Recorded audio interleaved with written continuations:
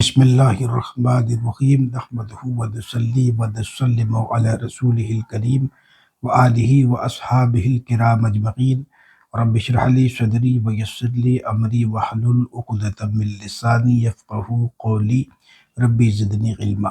آج کی نشست کا آغاز ہم حضرت علی شیر خدا کرم اللہ تعالی وجہ الکریم جو ہمارے سلسلہ عالیہ قادریہ محمدیہ برکاتیہ رضویہ سلامیہ برہانیہ کے دوسرے امام و شیخ طریقت ہیں، ان کے اقوال و ملفوظات کو مختصراً ہم عرض کرتے ہیں۔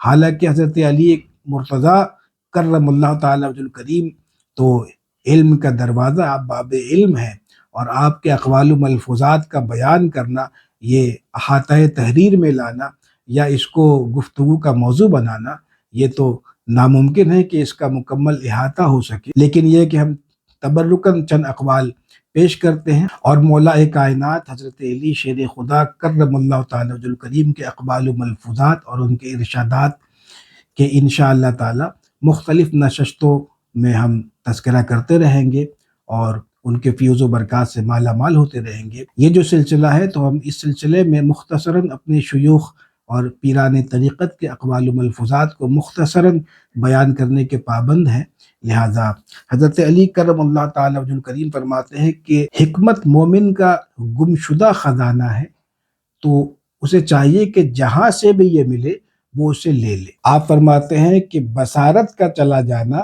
بصیرت کے چلے جانے سے بہتر ہے، کہ کوئی آنکھ کا اندھا ہو گیا تو غنیمت ہے کہ وہ دل کا اندھا نہیں ہوا۔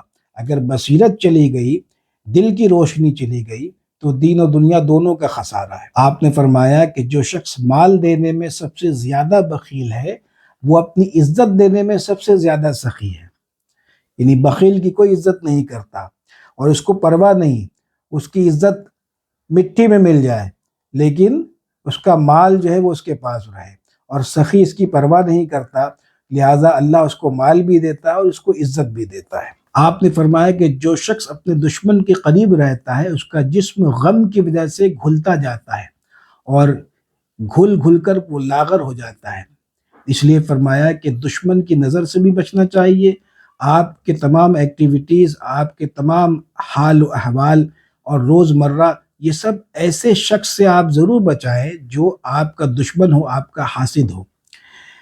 تو یہ بہت بڑی بات ہے کہ دشمن کی نظر میں رہنا اور اس کے قریب رہنا۔ قریب رہنے سے مراد اس طور پر ہے کہ وہ آپ کے تمام احوال سے، تمام نشست و برخاست سے، تمام معاملات سے، کاروباری ہو یا گھریلو معاملات ہو یا معاشرتی معاملات ہو، ان سب پر اس کی نظر ہو۔ اگر ایسا ہوگا تو پھر آپ یہ سمجھ لیں کہ آپ کے ساتھ میں حضرت علی کرم اللہ تعالی وجہ الکریم کے قول کے مطابق یہ ہوگا کہ آپ غم سے گھلتے جائیں گے اور حتیٰ کہ آپ لاغر ہو جائیں گے، جسمانی طور پر بھی، ذہنی طور پر بھی، قلبی طور پر بھی، اعصابی اور روحانی طور پر بھی۔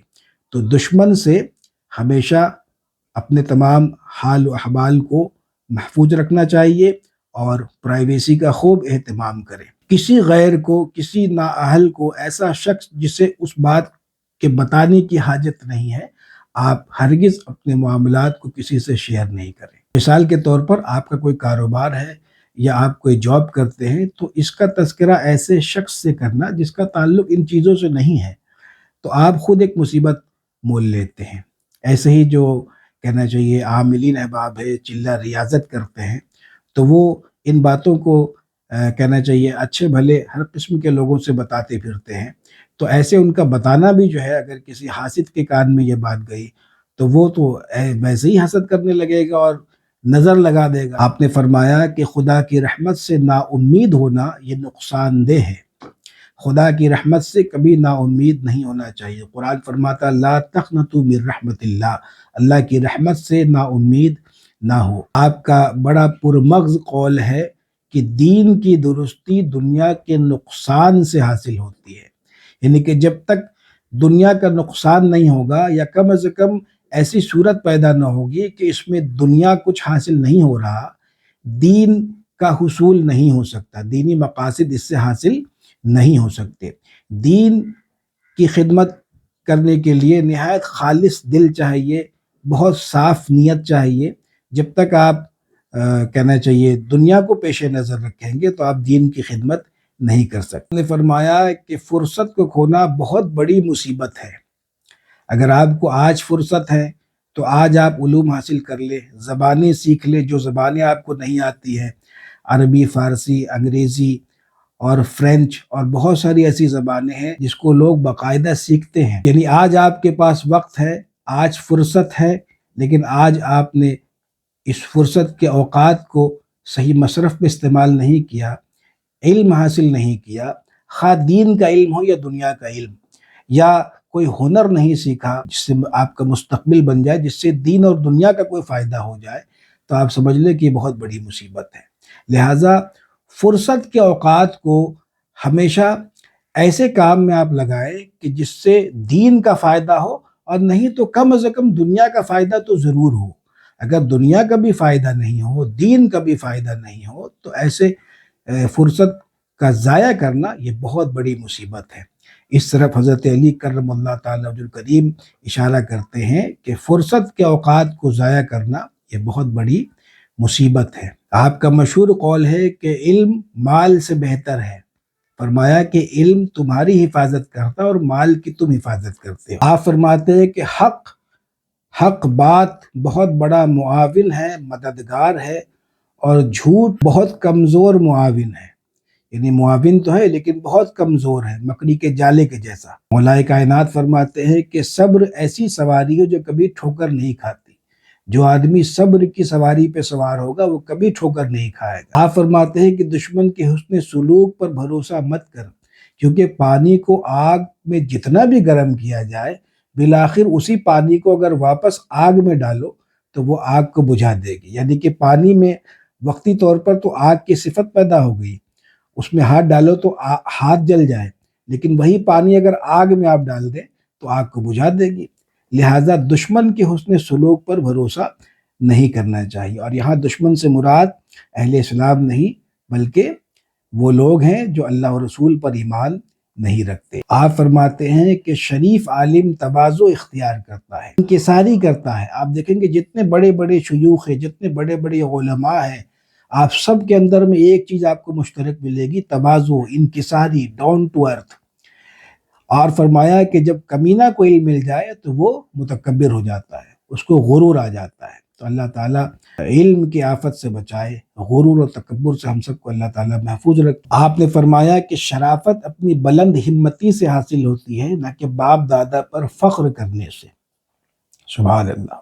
اسی طریقے سے بڑا پر حکمت آپ کا ایک قول ہے حضرت علی کرم اللہ تعالی وجہ الکریم کا، کہ جو شخص حسن سلوک سے اچھا نہیں ہوتا وہ بدسلوکی سے صحیح ہو جاتا ہے، یعنی اس کا دماغ درست ہو جاتا ہے۔ آپ فرماتے ہیں کہ جس شخص کا راز اس کے سینے میں، خود اس کے سینے میں نہیں سما سکتا، اس کے بچاؤ کا کوئی علاج نہیں ہے۔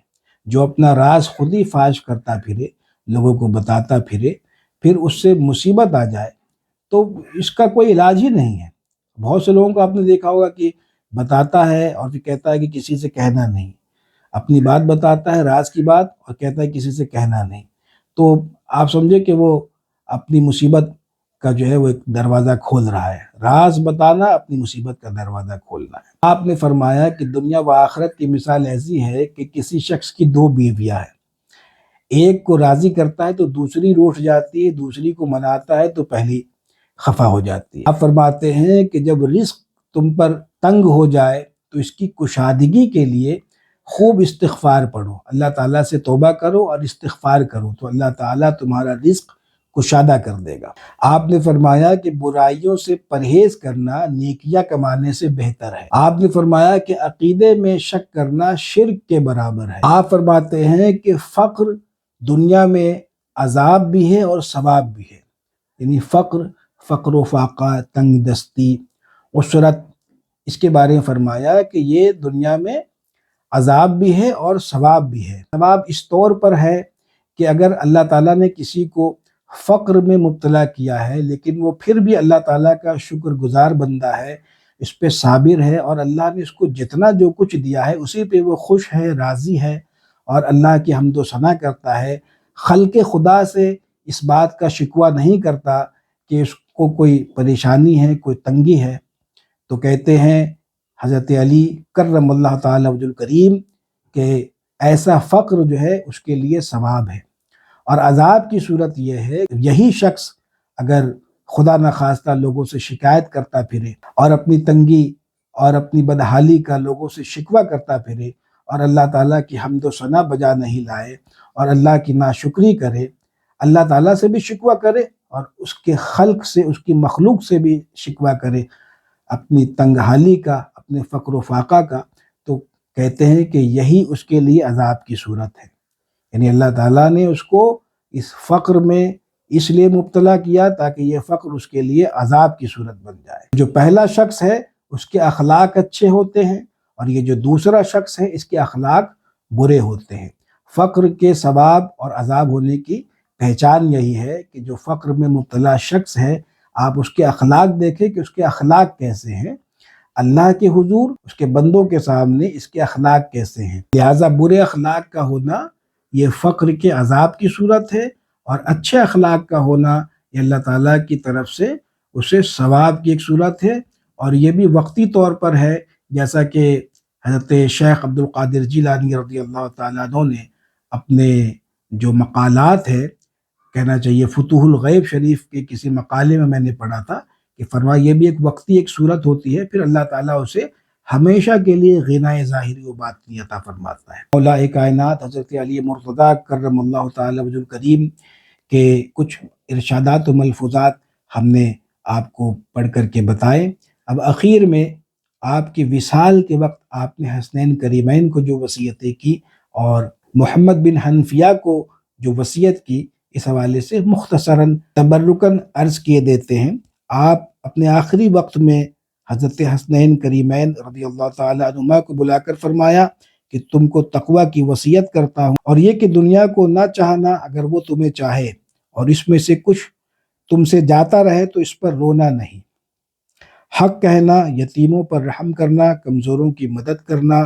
پھر اپنے صاحبزادے محمد بن حنفیہ کو بھی یہی وصیت فرمائی اور اپنے دونوں بھائیوں سبتین کریمین کی توقیر و اتباع کی تاکید کی۔ پھر سبتین کریمین کو ان کا لحاظ رکھنے کی وصیت کی، اور اس کے بعد کوئی کلام سوائے کلمہ طیبہ لا الہ الا اللہ محمد رسول اللہ کے نہیں فرمایا۔ آپ کا وصال مبارک 21 رمضان 40 ہجری 4 فروری 661 عیسوی شب یکشنبہ کو ہوا۔ نجف اشرف میں آپ کی قبر اطہر ہے۔ اللہ تبارک و تعالی ہمیں حضرت علی مرتضیٰ کرم اللہ تعالی وجہ الکریم کے اقوال و ارشادات سے مستفیض ہونے کی توفیق عطا فرمائے۔ اللہ تبارک و تعالی ہم سب کو علم نافع، رزق واسع اور خیر کثیر عطا فرمائے۔ لا إله إلا الله وحده لا شريك له له الملك وله الحمد وهو على كل شيء قدير۔